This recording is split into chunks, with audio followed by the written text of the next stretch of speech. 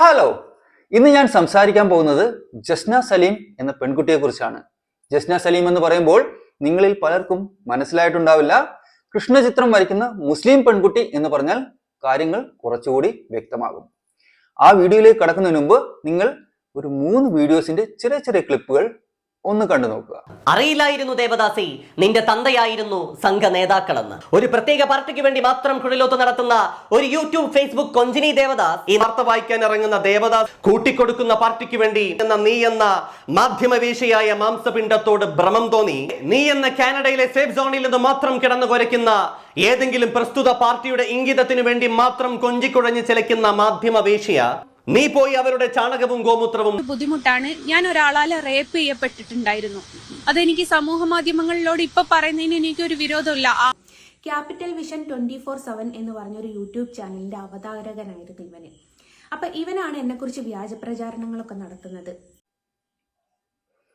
ഇതിൽ സുനിത ദേവദാസിന്റെ വീഡിയോ 2021 അതായത് ഇന്നേക്ക് 3 വർഷം മുൻപുള്ളതാണ്. ജസ്ന സലീം ന്യൂസ് 18 ഇന്റർവ്യൂ കൊടുത്തത് 2 ദിവസം മുമ്പാണ്. അവരുടെ പേഴ്സണൽ FB പ്രൊഫൈലിൽ വന്ന വീഡിയോ 4 ദിവസം മുമ്പുള്ളതാണ്. ജസ്ന സലീം എന്ന പെൺകുട്ടി വീണ്ടും പ്രശ്നങ്ങളെ നേരിടുകയാണ്. അവർ പറയുന്നത് താൻ ഈ നേരിടുന്ന പ്രശ്നങ്ങൾക്കെല്ലാം പ്രധാന കാരണം അല്ലെങ്കിൽ ബേസിക് റീസൺ എന്ന് പറയുന്നത് താൻ കൃഷ്ണന്റെ ചിത്രം വരച്ചു എന്നതാണ്. ജസ്നയുടെ പ്രശ്നങ്ങൾ തുടങ്ങുന്നത് 2019 അന്നാണ് ആ പെൺകുട്ടിക്ക് തന്റെ മകന് ചില മാനസിക വൈകല്യങ്ങളുണ്ട് എന്ന് തിരിച്ചറിയാൻ കഴിഞ്ഞത്. അവന്റെ മാനസിക പ്രശ്നങ്ങൾക്കുള്ള പ്രധാന കാരണം അവൻ പോയിക്കൊണ്ടിരുന്ന മദ്രസയിലെ ഉസ്താദായിരുന്നു എന്നാണ് ജസ്ന പറയുന്നത്. എന്തായാലും ഉസ്താദിന്റെ പീഡനത്തെ തുടർന്നാണ് കുട്ടിക്ക് മാനസിക പ്രശ്നങ്ങൾ ഉണ്ടായതെന്നും അതിനെ തുടർന്ന് അവനെ ടീച്ചർമാരുടെ ഉപദേശപ്രകാരം മെഡിക്കൽ കോളേജിൽ ചികിത്സയ്ക്ക് കൊണ്ടുപോയി എന്നും ജസ്ന പറയുന്നു. അവിടെ കൊണ്ടുചെന്നപ്പോൾ മെഡിക്കൽ കോളേജിൽ ട്രീറ്റ്മെന്റ് തുടങ്ങി. അതിനിടെയാണ് രതീഷ് കല്യാൺ എന്നൊരു സുഹൃത്ത് ജസ്നയെ റോഷൻ എന്നൊരു വ്യക്തിയെ പരിചയപ്പെടുന്നു. റോഷൻ ചില്ലറക്കാരനല്ല, റോഷൻ നിംഹാൻസിലെ ഒരു ഡോക്ടറാണ് എന്നാണ് രതീഷ് ഇവരോട് പറഞ്ഞത്. നിംഹാൻസ് എന്നാൽ ഇന്ത്യയിലെ തന്നെ നമ്പർ 1 മാനസികാരോഗ്യ കേന്ദ്രമാണ്, national institute of mental health and neuro sciences. എന്തായാലും അവിടുത്തെ ഡോക്ടർ എന്ന് പരിചയപ്പെടുത്തിയ റോഷൻ കുട്ടിക്കുള്ള ചികിത്സ ഏറ്റെടുക്കാമെന്ന് പറഞ്ഞു. അതോടൊപ്പം അയാൾ ഒരു കാര്യം കൂടെ പറഞ്ഞു, ഇത്തരം കുട്ടികൾക്കുള്ള ചികിത്സയ്ക്ക് മാതാപിതാക്കൾക്ക് കൂടെ ചികിത്സ ആവശ്യമുണ്ട്, അതല്ലെങ്കിൽ ചില ഗൈഡൻസസ് ആവശ്യമുണ്ട്. ആ സമയം ജസ്നയുടെ ഹസ്ബൻഡ് ഗൾഫിലായിരുന്നു. അപ്പോൾ അയാൾ ജസ്നയെ അവരുടെ വീട്ടിലേക്ക് വിളിച്ചു. കാര്യങ്ങൾ പറയുന്നതിനും ഗൈഡൻസ് കൊടുക്കുന്നതിനും കാര്യങ്ങൾ സംസാരിക്കുന്നതിനും മറ്റുമായി അവിടെ വെച്ച് ജസ്നയെ അയാൾ പീഡിപ്പിച്ചു എന്നാണ് പറയുന്നത്. ശേഷം കോടതിയിൽ കേസ് പോയി. ഏകദേശം 1 വർഷത്തോളം ശേഷമാണ് ജസ്ന കോടതിയിൽ കേസ് കൊടുത്തത് എന്നാണ് ഞാൻ അറിയുന്നത്. അത് മാറാട് പോലീസാണ് അന്വേഷിച്ചത്. ആ കേസ് വിധി വന്നപ്പോൾ വിധി ജസ്നയ്ക്കെതിരായിരുന്നു. കുറ്റവാളി എന്ന് പറയുന്ന റോഷനെ കോടതി വെറുതെ വിട്ടു. ഇവിടെ നമ്മൾ ഓർക്കേണ്ട ഒരു പ്രധാന കാര്യം, ഇന്ത്യൻ നിയമവ്യവസ്ഥ അനുസരിച്ച് 1000 കുറ്റവാളികൾ രക്ഷപ്പെട്ടാലും ഒരു നിരപരാധി പോലും ശിക്ഷിക്കപ്പെടരുത് എന്നാണ്.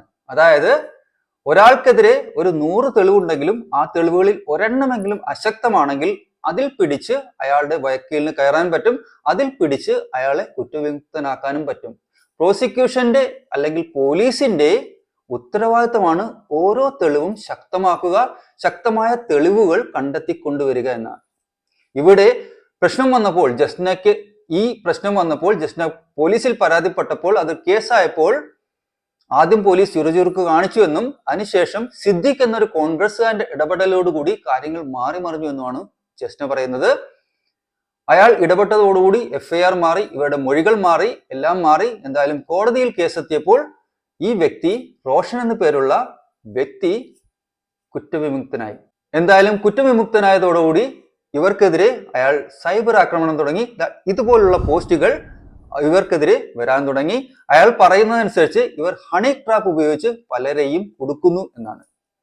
പക്ഷേ ജസ്ന പറയുന്നു, ഈ റോഷൻ എന്ന പേരിൽ ഇയാൾ പലരെയും പറ്റിച്ചിട്ടുണ്ട്, പലരെയും തട്ടിച്ചിട്ടുണ്ട്. അതേ കാര്യം തന്നെയാണ് സുനിത ദേവദാസിന്റെ വീഡിയോയിൽ ഒരു DYFI ലോക്കൽ സെക്രട്ടറി പറയുന്നത്. ആ വീഡിയോയുടെ ആ ഭാഗം ഒന്ന് കാണാം. ആരാണ് SK? ക്യാപിറ്റൽ വിഷൻ എന്ന് പറഞ്ഞ യൂട്യൂബ് ചാനലിന്റെ അവതാരകനായ SK ആരാണ്? എന്താണ് അദ്ദേഹത്തിന്റെ ഐഡന്റിറ്റി? അതിന് വളരെ വ്യക്തമായ ഉത്തരം എൻ്റെ കയ്യിലുണ്ട്. കാരണം 2 വർഷമായിട്ട് ഈ പറഞ്ഞ SK എന്ന് പറഞ്ഞ വ്യക്തിയെ അന്വേഷിച്ചുകൊണ്ടിരിക്കുന്ന അല്ലെങ്കിൽ അവനെ പിന്തുടർന്നുകൊണ്ടിരിക്കുന്ന ഒരു വ്യക്തിയാണ് ഞാൻ. അപ്പോൾ എന്താണ്, ആരാണ് SK എന്ന് ഈ വീഡിയോയിലൂടെ ഞാൻ വളരെ വ്യക്തമാക്കുന്നതായിരിക്കും. എൻ്റെ പേര് ഷനീദ് കരുവാൻകണ്ടി. പല സ്ഥലത്തും ഇവൻ ഉപയോഗിക്കുന്ന വ്യാജ പേര് റോഷൻ, മറ്റു പല വ്യാജ പേരുകളും ഉപയോഗിക്കാറുണ്ട്. അതെ, ഈ റോഷൻ എന്ന് പറയുന്ന വ്യക്തിയുടെ യഥാർത്ഥ പേര് ഷനീദ് എന്നാണ്. ഷനീദ് കരുവാൻകിണ്ടി എന്നോ മറ്റോ ആണ് പേര്. അയാൾ പലരെയും പറ്റിച്ചിട്ടുണ്ട്. ചില കാശിടപാടിലും അയാളുടെ പേരുണ്ടെന്നാണ് ഇദ്ദേഹം പറയുന്നത്. എന്തായാലും അയാൾക്ക് ഇതൊരു ഹോബിയാണോ അതോ അയാൾ ഇനി സത്യസന്ധനാണോ ഒന്നും നമുക്കറിയില്ല. പക്ഷെ ജസ്ന എന്ന പെൺകുട്ടിയെ ഇനിയെങ്കിലും ജീവിക്കാൻ അനുവദിച്ചൂടെ എന്നാണ് എനിക്ക് ചോദിക്കാനുള്ളത്. ഇവിടെ ജസ്ന പീഡിപ്പിക്കപ്പെടുമ്പോൾ അല്ലെങ്കിൽ ജസ്നയെ പലരും ശല്യം ചെയ്യുമ്പോൾ ജസ്നയുടെ ജീവിതം അവതാളത്തിലാകുമ്പോൾ ചിലരെങ്കിലും സന്തോഷിക്കുന്നുണ്ടാവും. അതിൽ ചിലർ എന്ന് പറയുന്നത് ചില റാഡിക്കലായിട്ടുള്ള ആൾക്കാരെ തന്നെയാണ്. മുസ്ലിം പെൺകുട്ടിയായതിന്റെ പേരിൽ അവൾ കൃഷ്ണ ചിത്രം വരച്ചതിന്റെ പേരിലാണ് അവർ പീഡിപ്പിക്കപ്പെടുന്നത്. അത് മാത്രമല്ല, പൊളിറ്റിക്കൽ ഫ്രീഡം സംസാരിക്കുന്ന ആൾക്കാർ തന്നെ, പൊളിറ്റിക്കൽ ഫ്രീഡം ഉറക്കെ വിളിച്ചു പറയുന്ന ഇന്ത്യ ആരുടെയും തന്തയുടെ വകയല്ല എന്ന് പറയുന്ന ആൾക്കാർ തന്നെ ഇവരുടെ പൊളിറ്റിക്കൽ ഫ്രീഡം അല്ലെങ്കിൽ രാഷ്ട്രീയ സ്വാതന്ത്ര്യത്തിൽ കത്തിവെക്കാൻ നോക്കുന്നതാണ് ഏറ്റവും വലിയ കോമഡി. ഇവർ പ്രധാനമന്ത്രിയെ സന്ദർശിക്കുന്നത്, ഇവർ RSS കാര്യാലയം സന്ദർശിക്കുന്നത്, ഇതൊക്കെ ഇവരെ സംബന്ധിച്ച് വളരെ വലിയ പ്രശ്നങ്ങളാണ്. അതൊക്കെ കൊണ്ടുകൂടിയാണ് ഈ പെൺകുട്ടിയെ ഇവർ കടന്നാക്രമിക്കുന്നത്.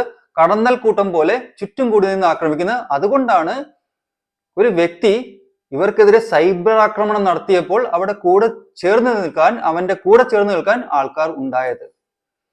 തീർച്ചയായും ജസ്ന എന്ന മുസ്ലിം പെൺകുട്ടി വരയ്ക്കുന്ന ചിത്രമായതുകൊണ്ടാണ് ആ കൃഷ്ണന്റെ ചിത്രത്തിന് ഇത്രയും വാല്യൂ വന്നത്. അല്ലെങ്കിൽ കൃഷ്ണന്റെ ചിത്രം വരയ്ക്കുന്ന ഇഷ്ടം പോലെ പേരുണ്ട്. പക്ഷേ കൃഷ്ണന്റെ ചിത്രം വരയ്ക്കുന്ന ഒരു മുസ്ലിം പെൺകുട്ടി എന്ന് പറയുമ്പോൾ അതിന്റെ വാല്യൂ ഒന്ന് വേറെയാണ്. അതുകൊണ്ട് കൂടിയാണ് ഈ ജസ്ന ഇത്രയും ഫേമസ് ആയത്. അതൊരു യാഥാർത്ഥ്യമാണ്. അത് അവരുടെ ബിസിനസ്സിന് വേണ്ടി അവർ ഉപയോഗിക്കുന്നു എന്ന് കരുതിയാൽ പോരെ. അല്ലാതെ അതിൽ കൂടുതലൊന്നും നിങ്ങൾ ചിന്തിച്ച് നിങ്ങളുടെ തലപുണ്ണാക്കേണ്ട ആവശ്യമുണ്ടോ?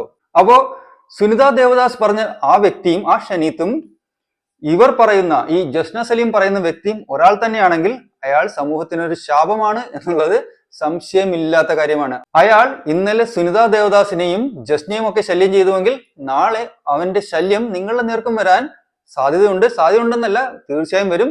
അവനെ കൺട്രോൾ ചെയ്തില്ലെങ്കിൽ, അവന് വേണ്ട ശിക്ഷ ലഭിച്ചില്ലെങ്കിൽ പ്രശ്നം നമുക്ക് ഓരോരുത്തർക്കും തന്നെയാണ്. ഷൈനികം റീസെന്റ് ഒരു ഇന്റർവ്യൂവിൽ പറഞ്ഞതുപോലെ, ഒരാൾ മുസ്ലിം കുടുംബത്തിൽ ജനിക്കുമ്പോൾ അയാൾ മുസ്ലിം ആകുന്നു. 2 വീടിനപ്പുറം ഒരു ഹിന്ദു വീടാണെങ്കിൽ അയാൾ ഹിന്ദുവായി ജീവിക്കും. അതിനപ്പുറമുള്ള ക്രിസ്ത്യൻ വീട്ടിലാണ് ജനിക്കുന്നതെങ്കിൽ അയാൾ ക്രിസ്ത്യാനിയാവും. അത്രേ ഉള്ളൂ. വിശ്വാസങ്ങൾ അത്രേ ഉള്ളൂ. അവൻ ജനിച്ച് വളരുന്നത് ഏത് കുടുംബത്തിലാണോ, ഏത് കമ്മ്യൂണിറ്റിയിലാണോ, ആ വിശ്വാസങ്ങളായിരിക്കും അവൻ പാലിക്കുന്നത്. ചിലർക്ക് അതിൽ നിന്ന് പുറത്തു ചാടണമെന്നോ മറ്റൊരു വിശ്വാസം സ്വീകരിക്കണമെന്നോ തോന്നാം. അത് അവരുടെ ഇഷ്ടമല്ലേ, അതൊരു പ്രായപൂർത്തിയായ ആളുടെ ഇഷ്ടമാണ്. ഈ ജസ്ന തന്നെ പറയുന്നത് പോലെ ഒരാൾക്ക് സ്വർഗം വേണ്ട, നരകം മതി, ഇങ്ങനെ നടക്കുന്നവർക്ക് നരകമേ കിട്ടൂ എന്നാണെങ്കിൽ കിട്ടിക്കോട്ടെ, അവർക്കത് പ്രശ്നമില്ലെങ്കിൽ നിങ്ങൾ എന്തിനാണ് അവരെ ഉദ്ധരിക്കാൻ നടക്കുന്നത്? അല്ലെങ്കിൽ അവരെ പറഞ്ഞു മനസ്സിലാക്കാനോ അല്ലെങ്കിൽ അവർ പോകുന്ന വഴി തെറ്റാണെന്ന് പറഞ്ഞ് അവരെ സൈബർ ബുള്ളിങ് നടത്തുമ്പോൾ, അവരെ മാനസികമായി പീഡിപ്പിക്കുമ്പോൾ നിങ്ങളും നരകത്തിലേക്കുള്ള വഴിയല്ലേ തിരഞ്ഞെടുക്കുന്നത്? അത് അവരുടെ ഇഷ്ടമല്ലേ അവർ എന്ത് ചെയ്യണമെന്നും അവർ എങ്ങനെ ജീവിക്കണമെന്നുള്ളത്. ജസ്ന പറയുന്നുണ്ട്, ഖുറാനിൽ ഇത് പറഞ്ഞിട്ടില്ല, നിങ്ങളുടെ മതത്തിൽ നിന്ന് വിട്ടുപോകുന്നവരെ തിരിച്ചു കൊണ്ടുവരണമെന്നോ അവരെ പീഡിപ്പിക്കണമെന്നോ പറഞ്ഞിട്ടില്ല. കൂടുതൽ പേരെ മതത്തിലേക്ക് എത്തിക്കാൻ പറഞ്ഞിട്ടുണ്ടാവാം. പക്ഷേ പുറത്തു പോകുന്ന ഒരാൾ അയാളുടെ സ്വന്തം ഇഷ്ടത്തിന് പോകുന്നുണ്ടെങ്കിൽ നിങ്ങൾ എന്തിനാണ് അവരെ ഇങ്ങനെ ശല്യം ചെയ്യുന്നത്? അവരെ ശല്യം ചെയ്യുന്നതുകൊണ്ട് നിങ്ങൾക്ക് സ്വർഗം കിട്ടുമെന്ന് ആരാണ് പറഞ്ഞത്? അതൊക്കെ തന്നെയല്ലേ ഏറ്റവും വലിയ തെറ്റിദ്ധാരണ. ജസ്നയുടെ അഭിപ്രായ പ്രകാരം മുൻപ് ഉസ്താദിനെതിരെ പറഞ്ഞത് കൊണ്ട് ആ ഉസ്താദിന്റെ അനുയായികളും ആ ഉസ്താദിനെ സ്വീകരിച്ചിട്ടുള്ള സമുദായ അംഗങ്ങളും ചേർന്നാണ് ജസ്നയ്ക്കെതിരെ ആക്രമണം അഴിച്ചുവിട്ടതെന്നാണ്.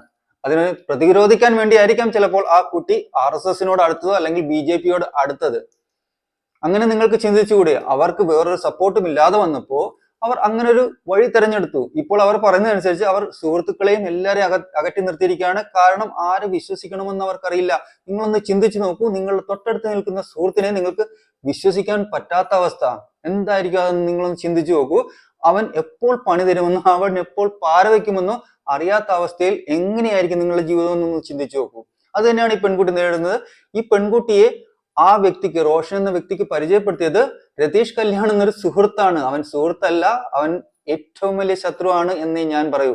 കാരണം അതല്ലെങ്കിൽ വ്യക്തമായ ഐഡന്റിറ്റി അറിയാത്ത ഒരുത്തനെ ഈ പെൺകുട്ടിയെ കൊണ്ട് പരിചയപ്പെടുത്തുകയാണ്. അതും ആ കുട്ടിയുടെ മാനസിക വൈകല്യമുള്ള മകനെ ചികിത്സിക്കാൻ. നിങ്ങളൊന്ന് ആലോചിച്ച് നോക്കൂ, എങ്ങനെ ഒരാൾക്ക് അതിന് സാധിക്കുമെന്ന് ആലോചിച്ച് നോക്കൂ. ഒരു പെൺകുട്ടിയെ ചതിയിലേക്ക് തള്ളിവിടുകയാണ് സുഹൃത്തെന്ന പേരിൽ വന്ന ഒരു വ്യക്തി. ആ രതീഷ് കല്യാൺ ഇപ്പോൾ എവിടെ ഉണ്ടെന്നോ എന്താണെന്നോ എനിക്കറിയില്ല. പക്ഷേ അയാൾ ചെയ്തത് ശുദ്ധ തെണ്ടിത്തരമാണ്, ശുദ്ധ ചതിയാണ്. ഇങ്ങനൊന്നും ആരോടും ചെയ്യരുത് എന്നാണ് എന്റെ അഭിപ്രായം. ഇന്നലെ ഞാൻ ചെയ്ത വീഡിയോയിൽ നിള നമ്പ്യാരെ പറ്റി പറഞ്ഞ പോലെ, നിള നമ്പ്യാർ എന്ന വ്യക്തി ആസിയ നവാസ് ആയിരുന്നു അവർക്ക് മതം മാറേണ്ടി വന്നത്, അല്ലെങ്കിൽ തന്റെ ഐഡന്റിറ്റി ചേഞ്ച് ചെയ്യേണ്ടി വന്നത് കമ്മ്യൂണിറ്റിയിൽ നിന്നുള്ള എതിർപ്പിനെ തുടർന്നും കമ്മ്യൂണിറ്റിയിൽ നിന്ന് പുറത്തായതിനെ തുടർന്നും ആണ് എന്നാണ് അവർ പറഞ്ഞത്. അതുപോലെ തന്നെ അൻസിബ ഹസനും ഇത് നേരിടേണ്ടി വന്നിട്ടുണ്ട്, അല്ലെങ്കിൽ അൻസിബ ഹസനെയും കമ്മ്യൂണിറ്റിയിൽ നിന്ന് പുറത്താക്കിയിട്ടുണ്ട് എന്നാണ് ആസിയ പറഞ്ഞത്, അല്ലെങ്കിൽ നിള നമ്പ്യാർ പറഞ്ഞത്. അപ്പോ നിങ്ങൾ പുറത്താക്കിയെങ്കിൽ പുറത്താക്കിക്കോളൂ, അതിനുശേഷം പിന്നാലെ ചെന്ന് പിന്നെ ശല്യം ചെയ്യേണ്ട ആവശ്യമില്ല എന്നാണ് എന്റെ അഭിപ്രായം. അങ്ങനെ ആരെങ്കിലും ചെയ്യുന്നുണ്ടെങ്കിൽ അത് നിർത്തുക. നിങ്ങൾ നിങ്ങളുടെ ജീവിതം ജീവിക്കുക, അവർ അവരുടെ ജീവിതം ജീവിച്ചോട്ടെ. അവർ നിങ്ങളുടെ ജീവിതത്തിലേക്ക് കടന്നു വരുന്നില്ല, അവർക്ക് സ്വർഗം കിട്ടിയില്ലെങ്കിലും അവർക്ക് നഷ്ടമൊന്നുമില്ല. നിങ്ങൾക്ക് എന്തിനാണ് പിന്നെ വിഷമം? നിങ്ങൾ നിങ്ങളുടെ ജീവിതം ജീവിക്കുക, അവർ സമാധാനത്തോടെ എങ്ങനെയെങ്കിലുമൊക്കെ ജീവിച്ചു പൊക്കോട്ടെന്നേ.